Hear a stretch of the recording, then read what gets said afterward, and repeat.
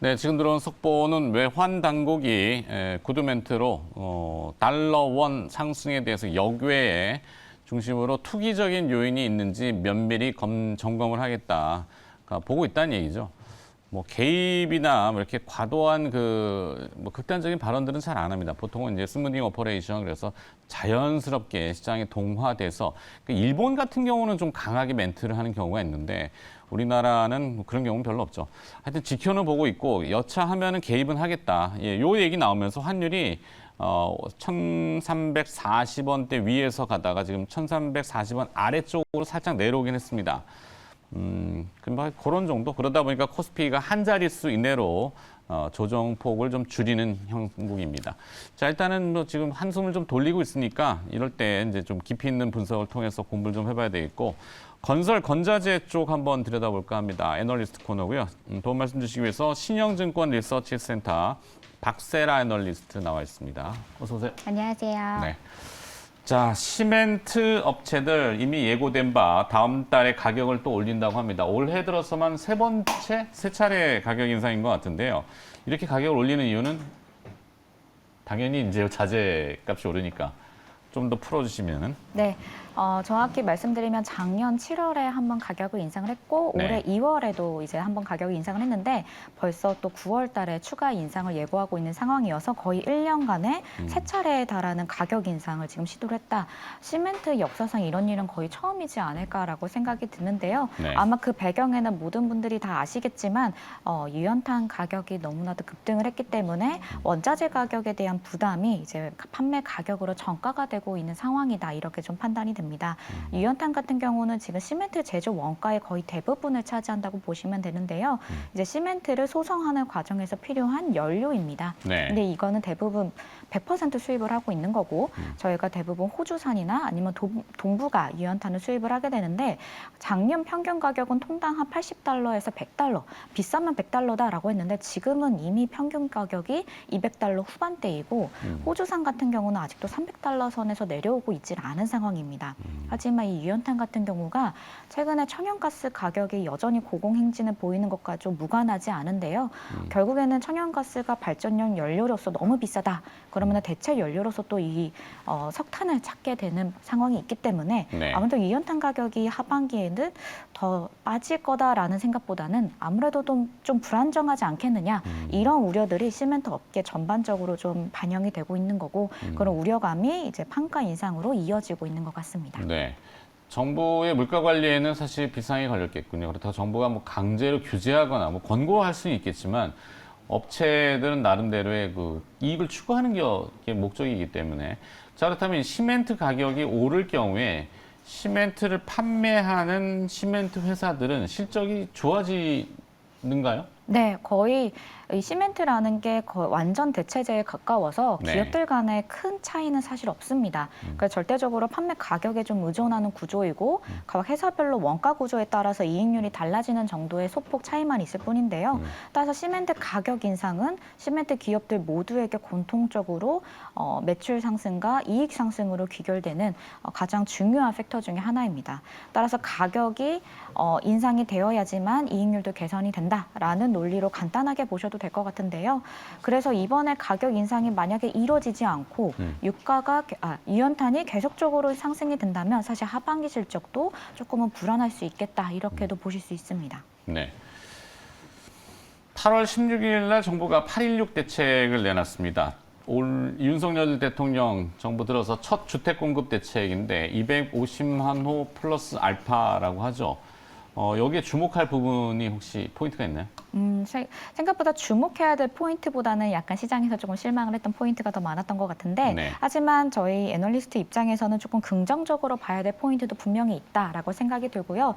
무엇보다 현재 이 정부 같은 경우에서는 과거 정부와 달라진 모습을 적극적으로 공식화했다라는 데 저는 의미가 있다고 보고 있습니다. 네. 과거에는 공공이 주도했던 정부 정책, 좀 강력한 정부 위주의 정책이었다면 이제는 시장 질서에 맞는 민간이 주도하고 공공은 지원한다라는 슬로건은 명확히 한 것에 보다 좀 주목을 해야 된다라고 생각이 들고요. 그것과 관련된 구체적인 내용들이 아직 사실 많지는 않지만 전반적으로 재건축 건축 정비 사항이 원활하게 진행될 수 있도록 인허가 부분에서 상당히 많은 부분을 좀 유연하게 하겠다. 신규 지정하는 인허가 단지들을 좀 지구들을 많이 지정하겠다라는 식의 긍정적인 내용을 또 발표를 했고, 혹시 정비 사업이 진행되면서 조금 지연되거나 갈등이 생기는 부분은 민간 사업자가 적극적으로 그 영역을 확대할 수 있게끔 신탁과 리츠라는 두 개의 이제 SPC 구조도 적극적으로 이제 언급을 하면서 민간이 주도하는 이 정책을, 그리고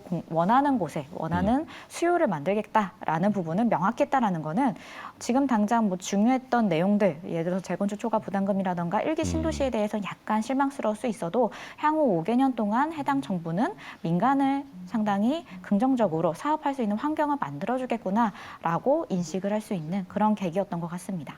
네. 뭐 분양가 상한제라든지 아니면 뭐 여러 가지 것들을 좀 디테일하게 이제 손보기 시작하겠네요. 건설주들이 이제 뭐 보통 정권 초기에는 경기 부양 얘기들이 맞물려서 과거에는 항상 조금씩 기대감도 갖고 이렇게 주가도 움직였는데 이번에는 조금 심드렁해가지고 그래서 후속적으로 붙어주는 재료들을 보면 이제 그 사우디아라비아의 네옴시티 그 이슈를 또 하는데 뭐 중동 붐까지 갖다 붙이기는 좀 그렇고 여기는 어떻게 풀이가 돼야 될까요? 네, 여전히 상반기에 많은 내용들이 있었는데 아무래도 부동산 경기가 실물 경기가 지금 조금 하향되고 있는 흐름이지 않을까. 이 부분이 이제 주택 위주의 건설 사업 부분에는 좀 높은 멀티플을 주기 어려운 환경으로 가고 있구나라고 시장에서 모두 인지를 했고 실질적으로 그런 과정에서 약간 숨바뀜이 좀 있었던 것 같습니다. 네. 그래서 일부 종목들은 그 정책 기대감, 주택 상승 기대감에 올랐던 종목들은 어느 정도 조정이 된 것 같고요. 그러면은 그 와중에 이제 에너지 가격이 급등하면서 실제로 이 산유국들, 그리고 특히 산유국의 대표적으로 볼 수 있는 중동 국가들 위주에서는 지금 사상 최고의 재정 흑자 그리고 호황을 누리고 있는 상황입니다.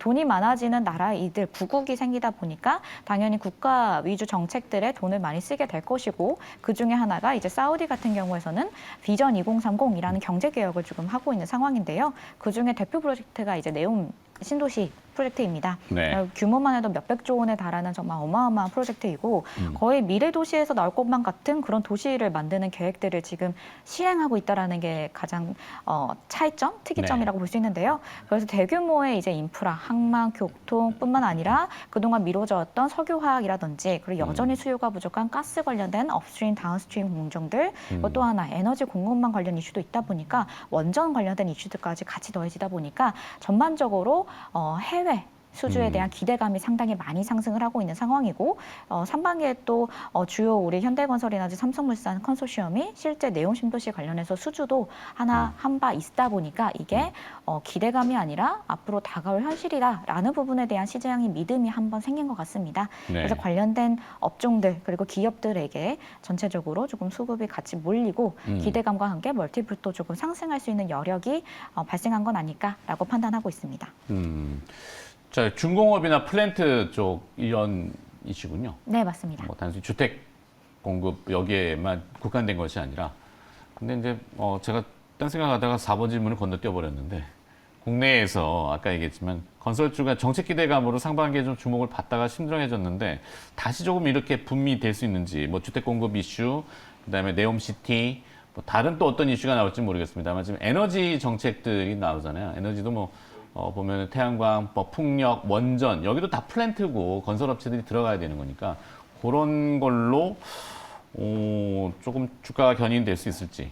네, 그래서 건설주는 우리가 가구 5개년 주택 컨셉으로 상당히 주도를 했다면 이제는 조금 눈높이를 혹은 시각을 다르게 가져가실 필요는 있다라고 생각이 듭니다. 네. 주택 위주 건설사들보다는 그동안 우리가 상당히 좀 안 쳐다보지 않았던 해외 부분에 노출도가 있는 기업들 위주로 다시 한번 좀 공부를 스터디를 해보고 한번 선별 투자를 하시는 게 좋겠다라고 생각이 들고요. 주택 공급 대책은 앞으로도 계속적으로 이제 모멘텀으로 작용을 할 수 있다고 생각이 듭니다.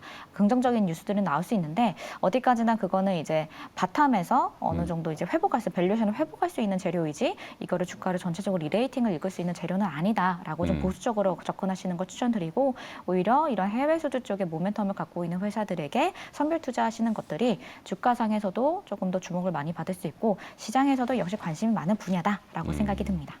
자, 그러면 이제 조금 이제 압축해서 2분기 실적이 좀 부진했던 건설 자재 업종, 그리고 주택 공급 대책 발표로 다시 조금 꿈틀댈 수 있나요? 살짝 이제 2분기 실적 시즌 이후, 어닝 시즌 이후로 이게 실적이 너무 안 좋았다 보니까 안 좋은 게 이제 바닥이구나, 이제 반등하겠구나라는 기대감이 좀 있었던 것 같고요. 네. 그 기대감 때문에 살짝 반등을 한 상황. 하지만 전체적으로 거래량이 부진하고 이런 부분들이 있기 때문에 조금 긴 호흡을 가지고 보시기를 추천드립니다. 네.